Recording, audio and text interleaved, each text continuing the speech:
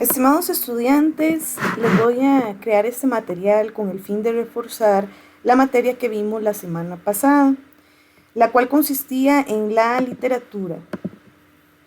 Habíamos hablado de que la literatura es un acto de comunicación precisamente porque el texto que estaremos leyendo nos va a transmitir un mensaje. Además, es un conjunto de obras que expresan un lenguaje que se aparta del común. ¿Qué quiere decir esto? Que este lenguaje posee belleza, belleza literaria que también se traduce en estética literaria. La estética literaria se determina a partir de los recursos estilísticos que emplea un autor.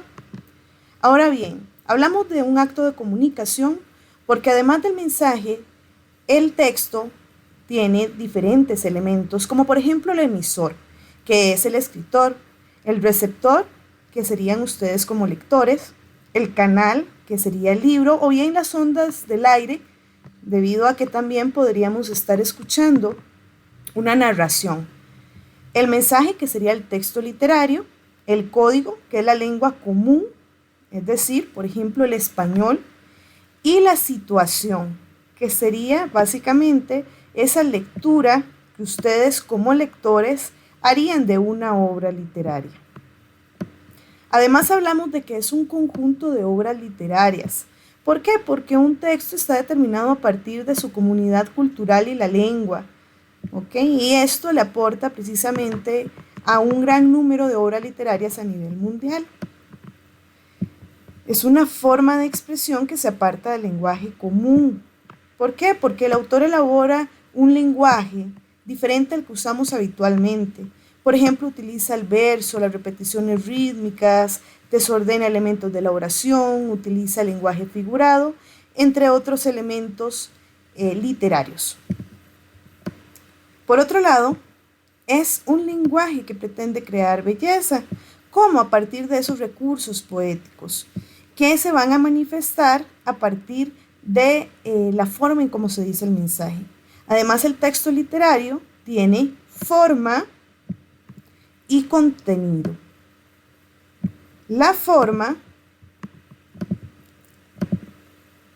sería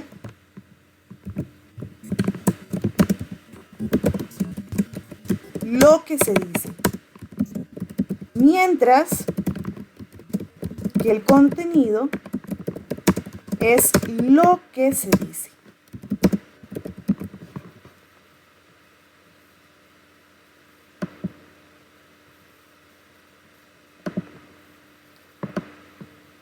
Además, el texto literario está elaborado a partir de la belleza y el ritmo, a diferencia del texto que no es literario.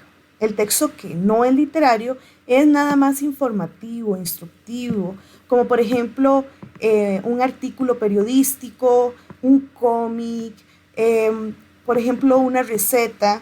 Es simplemente un texto que nos aporta información o instrucciones sobre algo. Continuando, en la página 190 habíamos hablado de la literatura oral y de la literatura escrita. La literatura oral es la primera en aparecer. ¿Por qué? Porque anteriormente las personas no escribían, ¿ok? Entonces la información era transmitida de forma oral. Entonces eran recitadas o cantadas en diferentes plazas de los pueblos.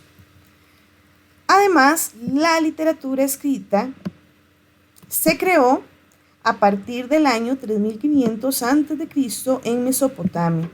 Estas se elaboraban a través de tablillas de barro o papiros o incluso manuscritos, y es hasta tiempo después que podemos obtener libros impresos y digitales.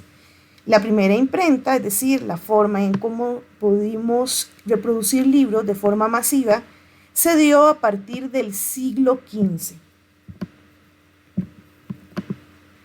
¿Cuáles serían las características entonces de la literatura oral versus la literatura escrita? En primer lugar, la literatura oral es anónima. ¿Por qué? Porque no se conoce el autor.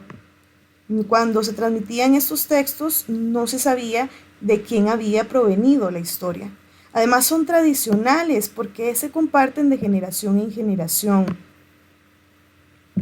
Sus transmisores, son los bardos y los juglares. Ellos eran los que hablaban o comentaban y recitaban estos textos, y es en sí un copista el que recopilaba esa información. Este lo transformaba ya sea en papiros o manuscritos o incluso libros escritos a mano. Además estaba elaborada en verso y tenían un ritmo fónico. Normalmente las primeras manifestaciones de literatura oral fueron relatos de carácter religioso. Además también se transmitía oralmente las canciones populares ligadas a ritos, a ciclos como la naturaleza, el amor, las bodas. Y uno de los o dos de los textos que se transmitían de forma oral serían los mitos y las leyendas. En el caso de la literatura escrita sí conocemos a un autor individual. Y además emplea una lengua mucho más culta y elaborada porque a través de la escritura se permite la corrección de la lengua. Esto permite precisamente variar más el léxico y tratar de corregir algunos errores gramaticales u ortográficos. Además, hace que estos textos se conserven por años y se permita conocer tiempo después a un autor que pudo haber existido hace muchos siglos atrás. Por ejemplo, tenemos los mitos. Los mitos se crean a partir de una época no histórica porque son relatos que eran construidos a partir de una conciencia colectiva. Esa población grecorromana creía en dioses, héroes o incluso seres monstruosos, precisamente porque estamos hablando de una población politeísta. Ellos, a partir de los mitos, pretendían explicar, por ejemplo, la forma en cómo se creó el mundo, las fuerzas de la naturaleza, el porqué de la muerte, la razón del trabajo humano o incluso el nacimiento de la agricultura. También podemos hablar de los héroes que aparecen en la mitología griega, como por ejemplo Aquiles o Héctor, que están precisamente emparentados a estos dioses. Por otro lado, todo texto literario o incluso un texto no literario puede estar escrito en prosa. Lo que consideramos verso está más que todo diseñado para canciones, poesía, una obra versificada en sí, y la prosa es lo que consideramos un discurso lineal. ¿Por qué? Porque completa todo el renglón, ¿ok? A través de la prosa es que podemos crear, por ejemplo, párrafos en un texto, ya sea expositivo, descriptivo o narrativo, y además no está sujeto a una medida o a un ritmo a diferencia del verso. El verso en este caso entonces sí tiene una combinación rítmica. Estos procedimientos están incluidos a partir de una medida, la rima, acentos fijos, repeticiones de palabra, paralelismos, que son básicamente aspectos muy ligados a lo que sería la poesía. De esta manera, no ocupa todo el renglón, ¿ok? La extensión del verso está libremente determinado por el poeta. Y muchos mitos y leyendas se escribían de esta forma. Recordemos que al ser textos que se transmiten de forma oral, era necesario también poder memorizar o aprender estos textos. La forma de construirlos en forma versificada, es decir, en verso, permitía recordar y retener en la memoria estos textos literarios. En el caso de las leyendas, es un texto que se transmite oralmente de generación en generación. ¿Por qué? Porque, por ejemplo, ustedes conocen la leyenda de la Llorona, del Cadejos, porque sus tíos, sus abuelos, una profesora les pudo haber comentado, porque recordemos que son textos que se transmiten de forma oral, les pudo haber comentado o relatado ciertas historias. Estos textos tienen elementos ficticios, son maravillosos. ¿Por qué? Porque son hechos que no pasaron en una realidad. Son incluso leyendas creadas para dejar una enseñanza en una población. Además, estas aventuras se desarrollan en periodos históricos concretos, como por ejemplo hay ciertas leyendas que se crearon en Latinoamérica, habrán otro tipo de leyendas en algún lugar del norte de Europa. Entonces cambia a partir de ciertos periodos históricos o incluso el lugar. Además tienen cierta verosimilitud. Recordemos, muchachos, que la verosimilitud, este es un término que vamos a estar manejando durante todo el año. La verosimilitud es cuando tenemos un texto que me da la sensación de haber ocurrido en la realidad. Es decir, que cuando ustedes leen un texto literario y dicen, ¿esto habrá pasado realmente? Es porque el autor hizo función de la verosimilitud para que ustedes creyeran precisamente que ese texto ocurrió. Ahora bien, en la literatura tenemos diferentes géneros literarios. Los géneros literarios están determinados a partir de las formas y los temas, ¿ok? ¿Cómo? ¿Cuántos personajes tiene? ¿Cuánta es la extensión? ¿De qué forma se distribuye el tiempo y el espacio? Entre otros elementos de la narración, por ejemplo, o incluso del verso, de la estructura de un texto dramático. Todo esto está determinado a partir precisamente de tres géneros fundamentales: la lírica, la épica y dramática. La lírica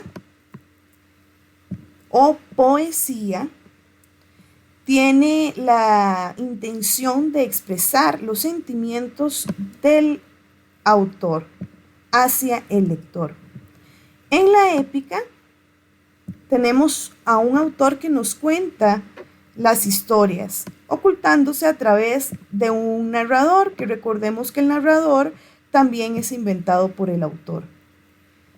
La dramática está creada en función de ser representada, es decir, de ser representada en un teatro, en una plaza, en donde se pueda exponer la historia a cierto público.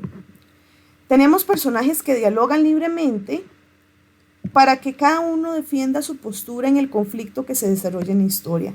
Siempre en una obra dramática tiene que haber un conflicto de fuerzas, es decir, que existan personajes que estén luchando contrariamente a través de un propósito. En este caso, retomando el tema, la lírica tiene un emisor, al igual que la épica y la dramática, pero cada uno tiene un emisor distinto. En el caso de la lírica estamos hablando de un yo poético que nos transmite sus sentimientos. Normalmente lo hace en primera persona. La épica, que es la narrativa, tiene un narrador. Y la dramática tiene personajes que dialogan entre sí. Por eso es que no tiene narrador. Nunca va a haber un narrador en una obra dramática. Únicamente personajes que van a hablar entre sí.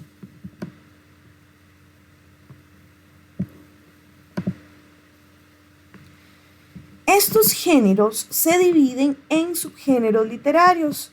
¿Ok? Entonces, a partir de la forma que adoptan los géneros, se van distribuyendo en distintos subgéneros. ¿Cuáles serían estos subgéneros? En el caso de la lírica, tenemos la canción, que expresa una queja amorosa.